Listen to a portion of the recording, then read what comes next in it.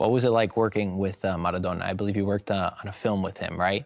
Some writer came to me saying, Aurelio, do you want to make a film about supporters? I said, I don't know anything about soccer, but if the storyline will convince me, and if in Napoli I will have Maradona, probably I will do. So I called to have Maradona, and Maradona came. And it was fantastic when we met. He told me all his history with his wife, and he was with us for 3 days, and we made protagonist of the episode set in Napoli. But we didn't shoot in Napoli because if we go to Napoli with Maradona, we never shoot the movie. So we invent some space in Rome as it was Napoli.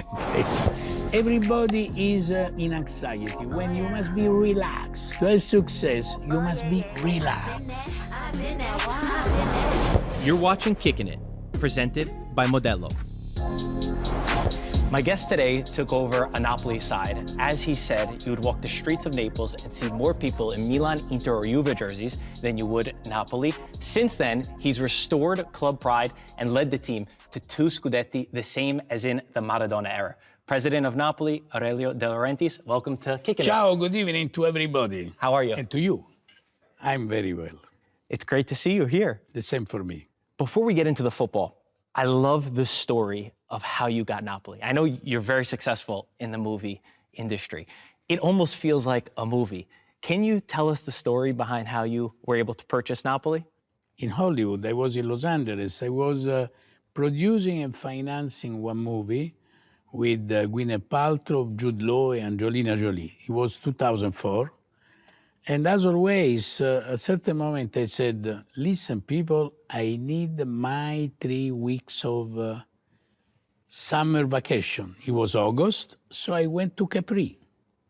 And when I arrived in Capri, they bring me, as always, a newspaper, daily newspaper, and I saw one guy was buying the Napoli for 5 million euros. Buying? But Mr. De Laurentiis, you don't know. Napoli doesn't exist anymore. It doesn't exist anymore. No, because he went in bankruptcy. He went in bankruptcy. After Maradona, very strange. Do you want to buy?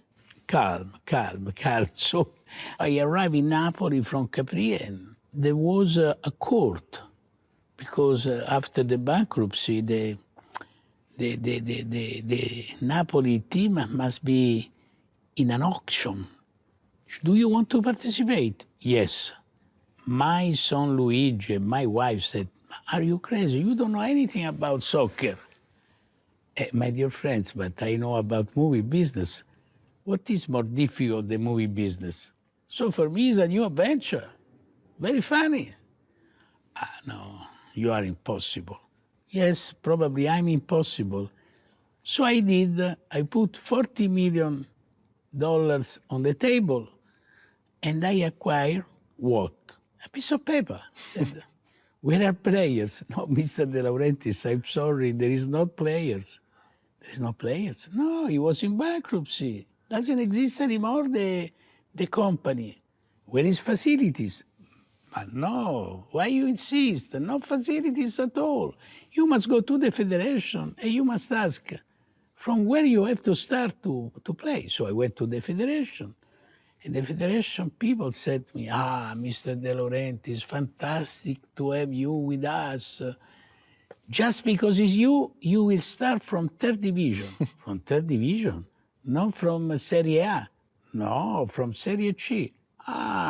So practically it was a long trip in the south of Italy, where I was collecting spit in my hand, violence, menacing, closing myself in the changing room for hours with police protecting me, because everybody want to kill me. Because, Napoli never went in Serie C. So for these other teams and supporters, they want to kill us because we were winning and probably we were menacing them. So it was very tough, but it was very, it was like the best movie I did in my life. It was 3 years to come back to Serie A, but finally I was very proud of myself because without understanding anything of soccer, little by little, with humble side, I start to understand more and more and more. And we succeed because we were the only team in Italy participating for 15 consecutive years at the European competition, like Champions League, Europa League. The relation with the supporters worldwide is fantastic. There are 100 million people. That's amazing. We're here in LA right now to celebrate the premiere of the movie again, that you winning. Again, four. Again, four. If we could go back in time to 2004, when you bought this team in Serie A, and you're saying we only had the balls and the kids, what would you have said to think that you're here today to celebrate winning 2 scudetti in these past 3 seasons? It was very tough because, you know, I think the soccer is too much old. You need to renew because a young generation, they are very speedy. They go with their smartphone. They go through all the games through FIFA. And they are not, they have a passion, but they are not patient. So they don't resist. They don't have the strength to stay and see a match for 2 hours. If they go to the real stadium, great, fantastic, they participate. But if they must see on TV, there is some stupid stop of 15 minutes between first moment and second moment of the match, which I don't understand why.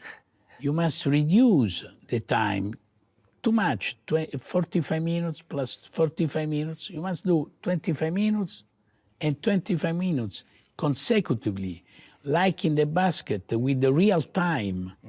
Here the referee decide how long you have to recoup or not to recoup. So I'm fight with the federation because this referee was not concretely aware of.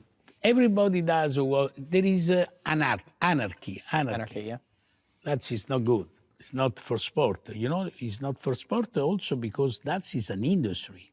So they didn't still understand it's an industry of entertainment where we invest a lot of money. Too many people speaks. The agent, for example, seems the owner of soccer. Bullshit. That is incorrect. Agent must be somebody who give a service, not that they own every day, they blackmail, they ask a lot of money for what? Just to sign a contract and after disappear, because if a player has a problem, you never know. No, we don't have the responsibility, you know. It's too easy, to make money like that. So if you were in charge to make a change, that's what you would do? You would help reduce the game and have some I other will regulations? reduce, you know, in 1986, we were only 16 teams in Serie A. After we became 20. But year by year, the number of matches explodes. Why? Because everybody wants the medal. So UEFA want to make more money. And so they make longer competition for Champions League. And after arrive the king, Infantino, who want to be probably instead of Trump in White House. So what he does, he make mondial competition for clubs. Those players cannot just be involved in 70 matches because otherwise they kill themselves. You can do for 1 year, but otherwise, how they can resist like Modric? Modric is 40 years old, is a fantastic player. But if you start to say, dear Modric, will you like to do 70 matches per year? He would say, no, absolutely not. What do you say to the people who will argue, oh, there's a lot of money to be made, so that's why players have to play games, that's why clubs continue to push games? You think it has to be restructured? Number one, the money must become money of clubs and not money of federation. That is the first distinguished problem, because UEFA make too much money and FIFA make too much money for that. They say, no, but we distribute. No, it's not correctly made that. If we make all the analysis, the mathematical analysis, they are lying. They don't say the truth. You're watching Kickin It, presented by Modelo.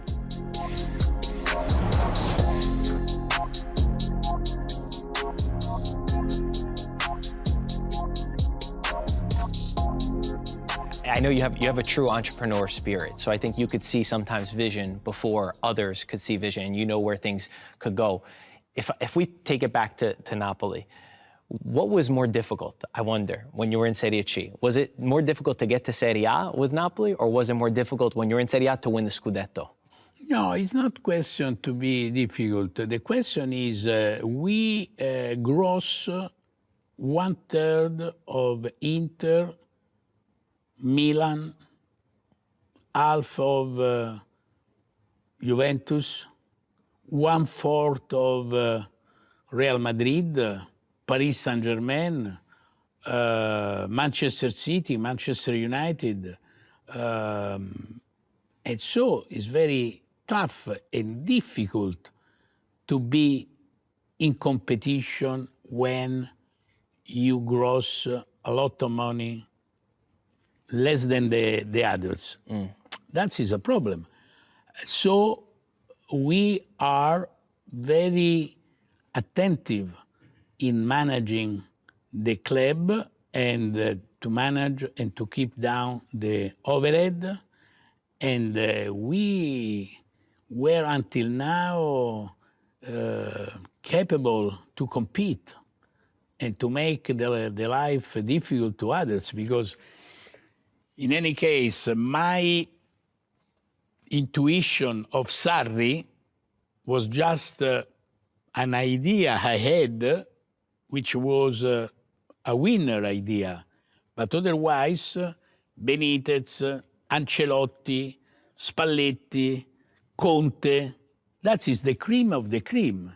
So to convince them to come to work with us, that is a great intuition, great capacity, and we will do also for the future.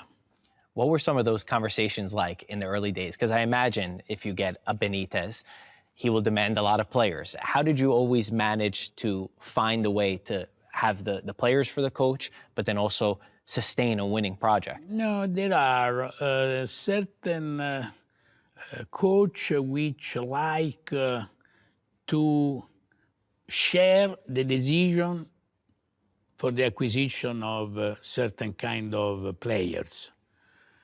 There are others which leave to you to do as I think is correctly, more correct. For example, with Spalletti, the second year, I fired 6 or somebody who was ending his contract. I didn't renew. And I went on the market and we bought 6 new players. We won the scudetto. So Mr. Spalletti just asked to me to buy Raspadori. It's the only acquisition. And after Raspadori,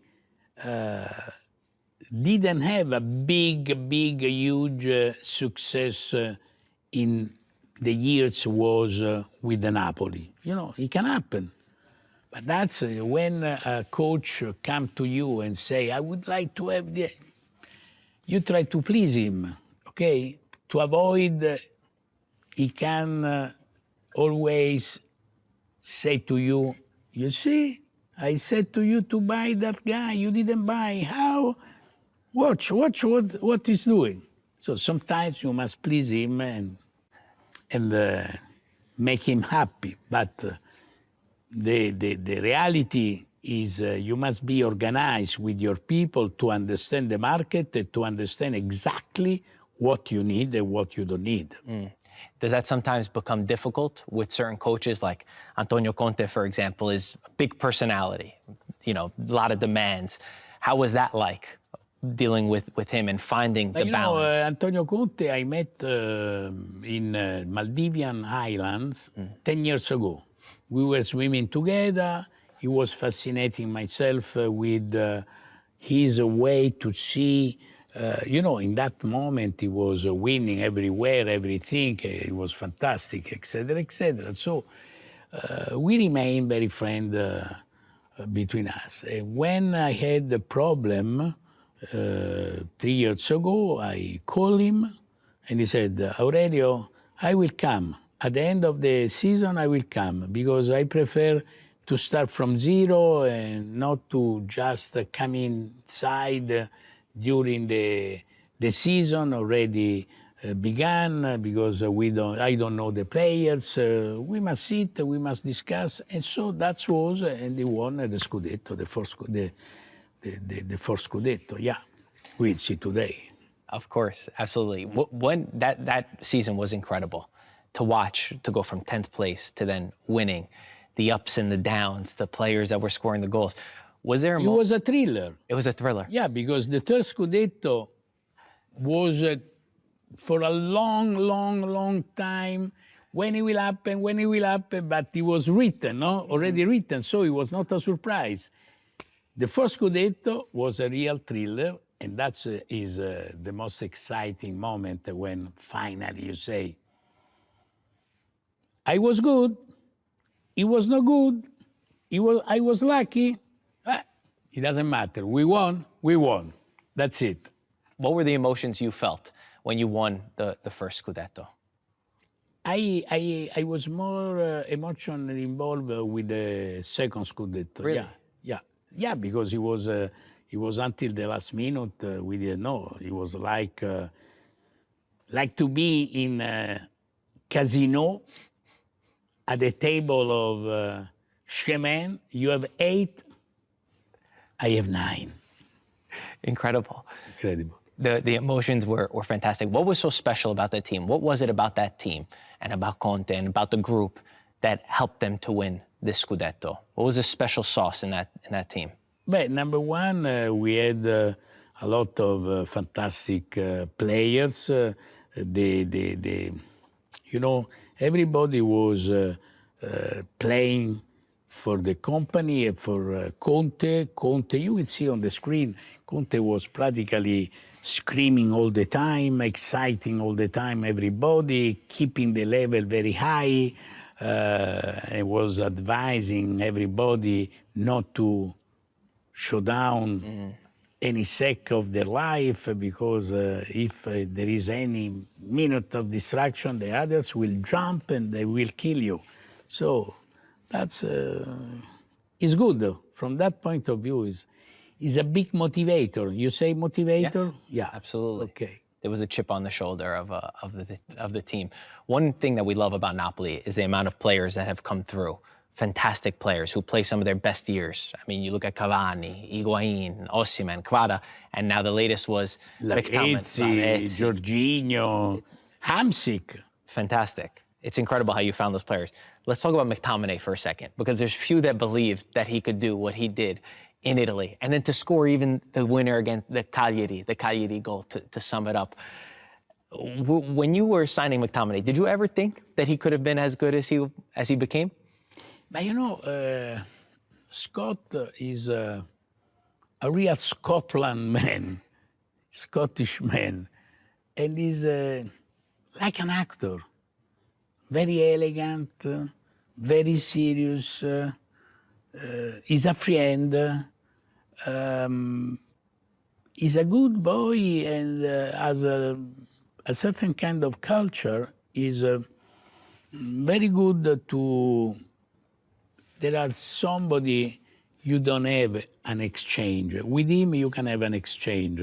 He's fantastic. I met a lot of, during these 22 years, you can imagine how many people I found. And Scott has a big personality. He can be an actor. Can you put him in one of your movies one day? Hey, but leave him play for Napoli. It's better. After, maybe. We need him. Yeah. Did you see the quote from Maradona Jr., the son of Maradona, who said, "Oh, if my father was God, then McTominay is Jesus"? But all the family of Maradona is in my heart because Maradona is a monument of mondial soccer. He's an exception.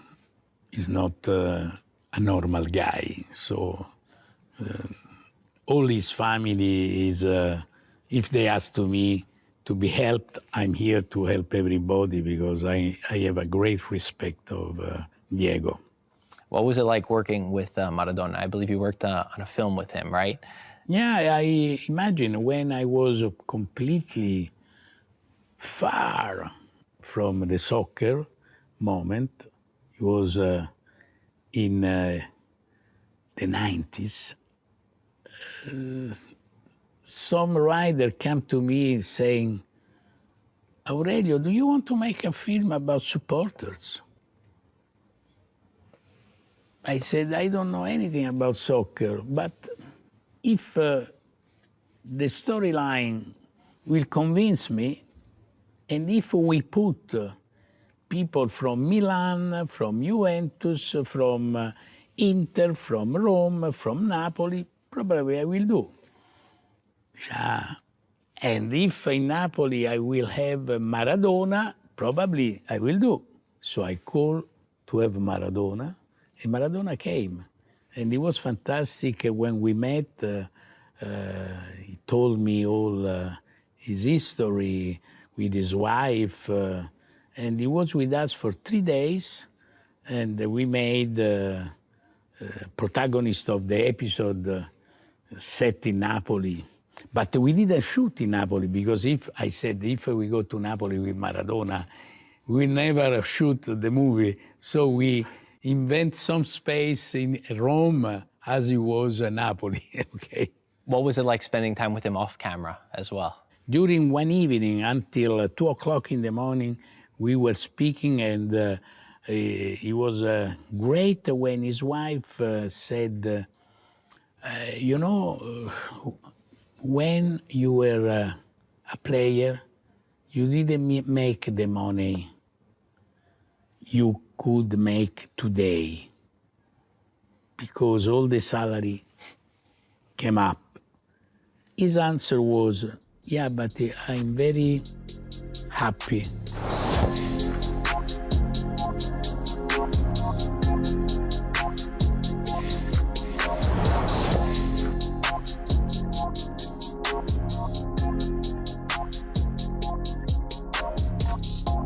Unfortunately, we have to talk about Italy and the Italian national team because for a third time, they've missed out on the World Cup.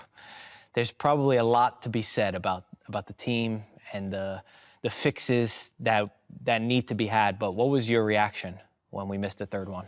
But it's for that I'm pushing since many years to came back as 16 teams and not 20, because reducing the number of matches during the season, you have at least 2 months to train national team.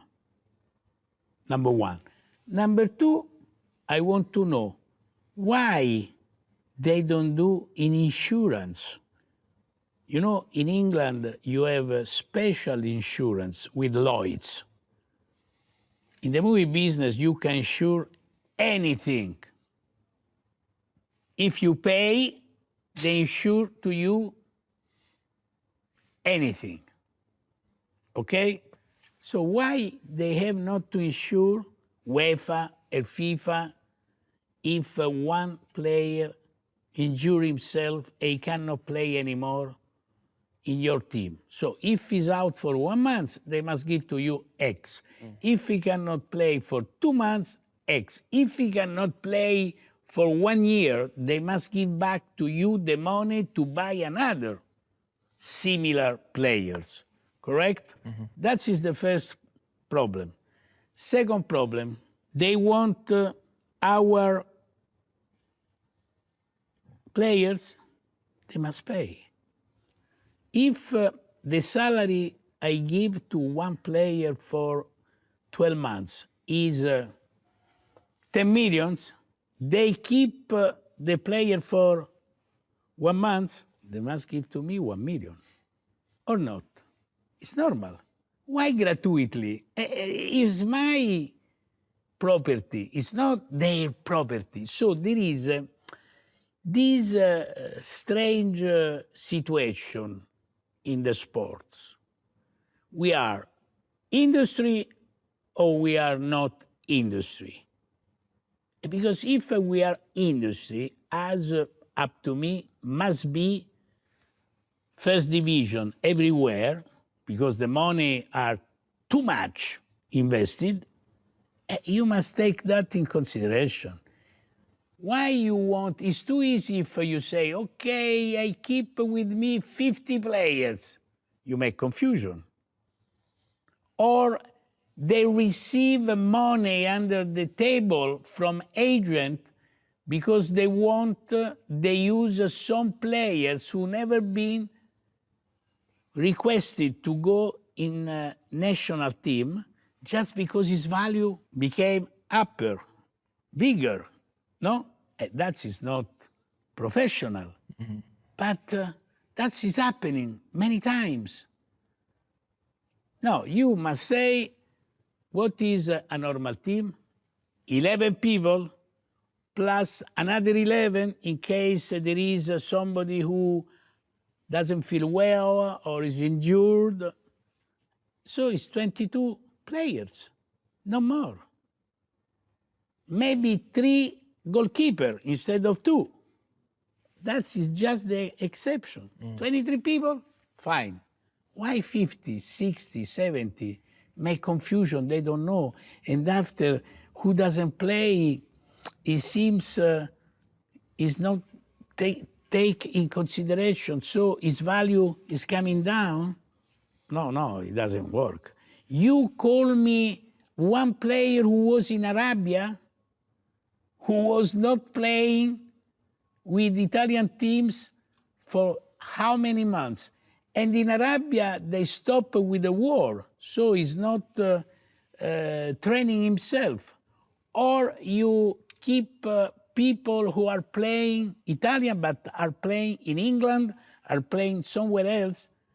No, it doesn't work. Because you must, if I use with Italian mentality and with Italian methodology to train somebody who has a habit to play in England, where there is not the same tactic side, you are not, the gimmick is not correct. You understand what I mean? It's not easy to explain that. But up to me, they made a big mistake because the president of federation wants to protect himself. The guy who is selected as a coach, he doesn't know where to go, what to say. It's a big responsibility. It's not, it's an anxiety. everybody is continuously in anxiety. When you must be relaxed. To have success, you must be relaxed. Who do you think can help guide the Italian Federation? Do you think there needs to be a restructuring, a proper leader, maybe even a former player like a Maldini or Del Piero who could help fix No, things up in to Italy? me, have not to be a guy who is a player in the past, who was a player in the past. It must be somebody who can speak politically with government to obtain what never was obtained by politics people. The politics people made only problems to the soccer. So it's the moment to stop them and say, listen guys, listen to us. We need to be with you, and you must be with us.